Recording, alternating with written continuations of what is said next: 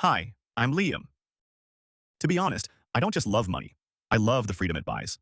I'm here to help you stop trading your life for a paycheck and start building a foundation that actually lasts. Look, let's be real for a second. You've probably spent the last 3 years checking your bank account every Tuesday, hoping for some kind of miracle, only to realize that after the rent, the car insurance, and that overpriced artisan coffee you bought because you had a rough morning, you're essentially running on a treadmill that's moving slightly faster than you are. You've got maybe $4,000 sitting there, and it feels like a stagnant pond. It's not growing, it's not shrinking, it's just existing. And you're told to invest. But when you put 500 bucks into the market and it goes up by 3%, you make $15. $15.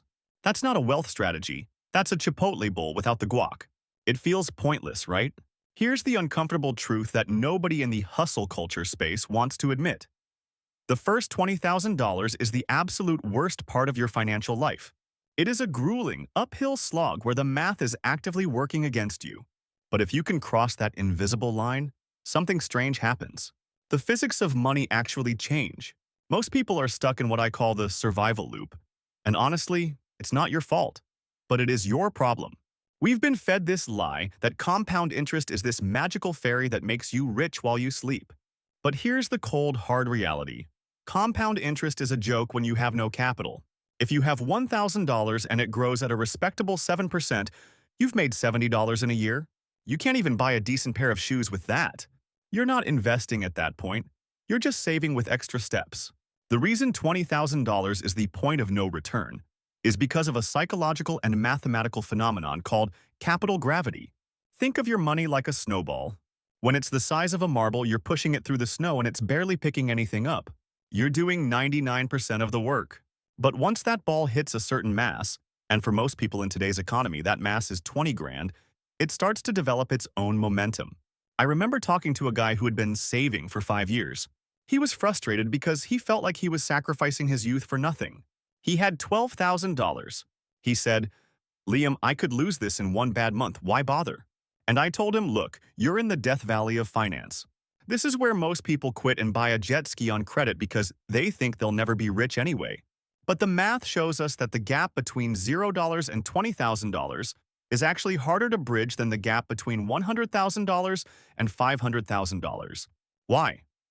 Because when you have nothing, you are trading your life force, your hours, your sweat, your sanity for every single cent. But once you hit that $20,000 mark, your money starts to earn enough to cover its own maintenance. At a standard return, that $20,000 is generating $1,400 to $2,000 a year without you lifting a finger. That is a free month of rent. That is a car payment. That is your money finally showing up for work instead of just sitting on the couch eating your snacks. The problem is that we live in a world designed to keep you at zero. Think about it. Everything is a subscription. Everything is buy now, pay later. We are being psychologically harvested. There's a shocking statistic from the Federal Reserve that says nearly 40% of Americans couldn't cover a $400 emergency with cash. If you are in that 40%, you aren't playing the game of wealth. You're playing the game of, please don't let my transmission blow up. You are one flat tire away from financial ruin. That's a stressful way to live, and it's hard to make smart, long-term decisions when you're in survival mode. Your brain literally loses IQ points when you're stressed about money. So the first goal isn't wealth, it's escape velocity. You need to get enough fuel in the tank to break free from the gravity of poverty. Now, here is where it gets interesting. Once you hit $20,000, your behavior changes.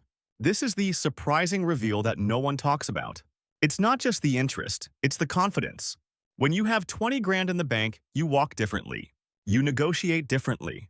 If your boss treats you like garbage, you don't have to take it because you have forget you money. Not retire forever money, but I can survive for 6 months while I find something better money. That leverage is worth more than the interest itself. It allows you to take calculated risks. It allows you to buy assets when they're on sale instead of being forced to sell your own stuff when things get tight. You move from being a consumer to being a predator in the market. You're looking for opportunities because you actually have the ammunition to shoot at them. So, how do you actually get there without losing your mind? You have to stop treating your savings like a leftovers pile. Most people pay their landlord, the grocery store, and Netflix, and then they save whatever is left at the end of the month. Newsflash. There is never anything left. You have to treat your $20,000 goal like a debt you owe to your future self. It's a non-negotiable bill. And you have to realize that in this initial phase, your savings rate is infinitely more important than your investment return. If you have $5,000 and you're obsessed with finding the next crypto coin that's going to 10 times, you're an idiot. Even if you double your money, you only have $10,000. You're still in the danger zone. You'd be much better off picking up a side hustle or cutting your expenses to save an extra $5,000. In the beginning, you are the engine. You can't rely on the market to do the heavy lifting for you yet. Think of it like a plane taking off. A Boeing 747 uses a massive percentage of its fuel just to get down the runway and into the air. Once it's at 30,000 feet, it can throttle back and glide.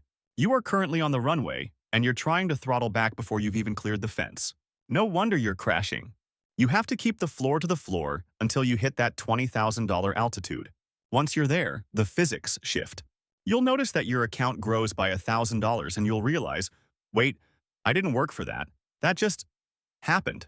That is the most addictive feeling in the world. It's the moment you realize the system can actually work for you instead of against you. But look, I'm not saying it's easy. It sucks. It means saying no to things that your friends are saying yes to. It means being the boring one for a year or two. But the alternative is being the stressed one for the next 40 years. Which one sounds worse? The point of no return is where you stop being a victim of the economy and start being a participant in it. It's where the math flips.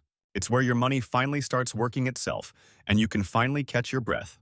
So here's my challenge to you. Stop looking at the 30-year horizon for a minute. Stop worrying about retirement. Just get to 20. Do whatever it takes. Sell the stuff in your garage, work the extra shifts, stop eating out at places where you have to tip 25% for someone to hand you a bag. Get to that $20,000 mark and watch how the world opens up for you. Because once you cross that line, you aren't just saving money anymore. You're building a machine. And that machine doesn't get tired. It doesn't take vacations and it doesn't stop growing.